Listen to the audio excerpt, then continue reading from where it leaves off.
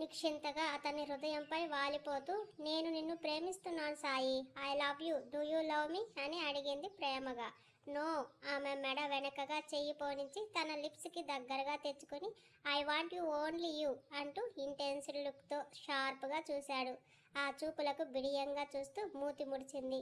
Love అంటే నాకు నమ్మకం లేదు. నువ్వు అడిగావని లవ్ ఉందని అబద్ధం చెప్పలేను. Ever and ever I like your sexy figure only.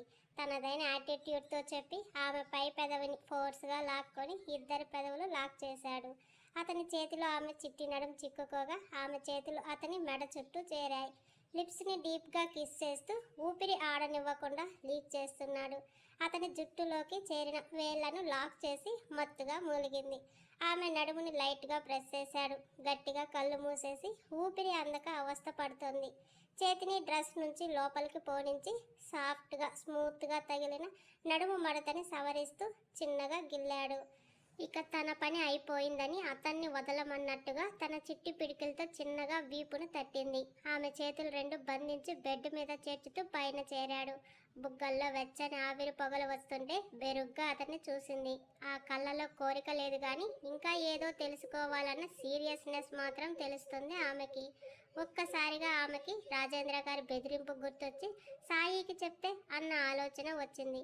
వెంటనే ఒకవేళ సాయికి నిజం తెలిసాక తనని కొట్టిన విషయం, సుప్రియాకి యాక్సిడెంట్ చేసిన విషయం తెలిస్తే సాయి రియాక్షన్ ఎలా ఉంటుందో ఊహించగానే భయం వేసింది. వద్దు, చెప్తే తండ్రిని కూడా చూడడు. ఇప్పుడే చెప్పాడుగా ఎవరిని లెక్క చేయనని. అంటే తన ఫాదర్ అయినా సరే. లేదు, నా వల్ల ఆ కుటుంబంలో మనస్పర్ధలు, తగువులు రావడం నాకు ఇష్టం లేదు. అసలు ఎలా తెలుస్తుంది తనకి? అయితే నేను చెప్పాలి, లేదంటే తన ఫాదర్ చెప్పాలి. అతను ఎలాగో చెప్పడు. ఇప్పుడు తను చెప్పి ఏదైనా జరగరానిది జరిగితే నో, అలా జరగడానికి వీల్లేదు.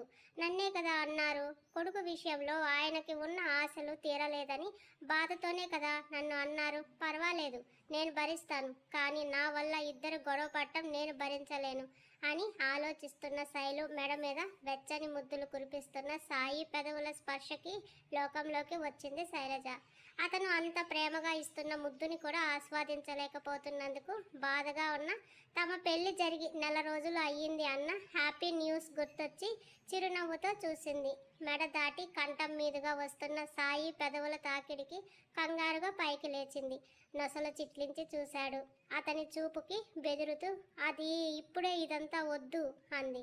అయినో, ఇప్పుడు నువ్వు అనుకునేది ఏం జరగదు, జస్ట్ స్నాక్స్ అంతే అని చెయ్యి పట్టుకుంటుంటే అవి కూడా వద్దు, దూరంగా ఉందాం అంది బెడ్ దిగి. మూడ్ స్పాయిల్ చేయకు, కమ్ అన్నాడు. వద్దు, రాను అని గోడకు ఆనుకుని తల వంచుకుంది. ఏయ్, ఏం చేయనని చెప్పానా?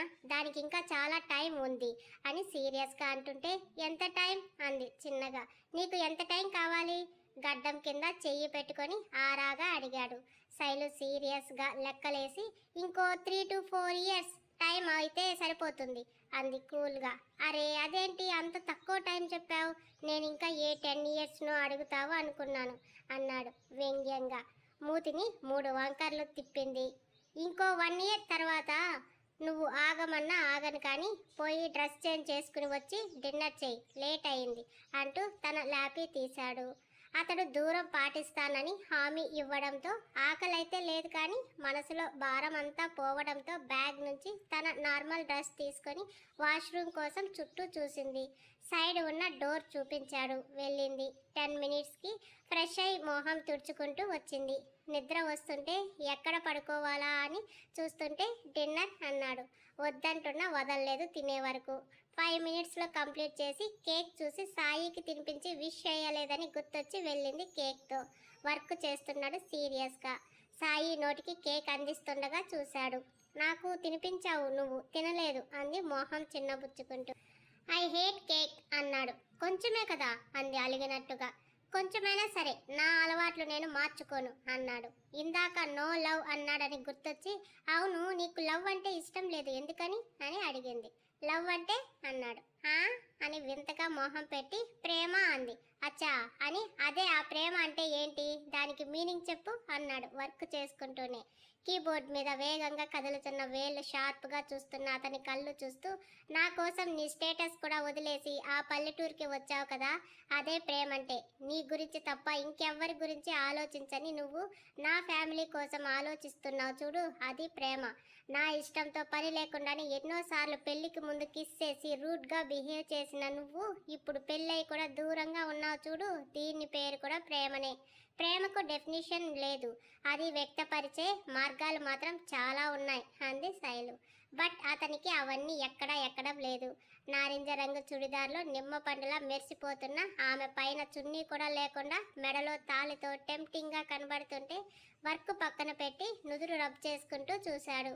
ఏమైంది, హెడేక్నా అంది కంగారుగా ముందుకు వచ్చి.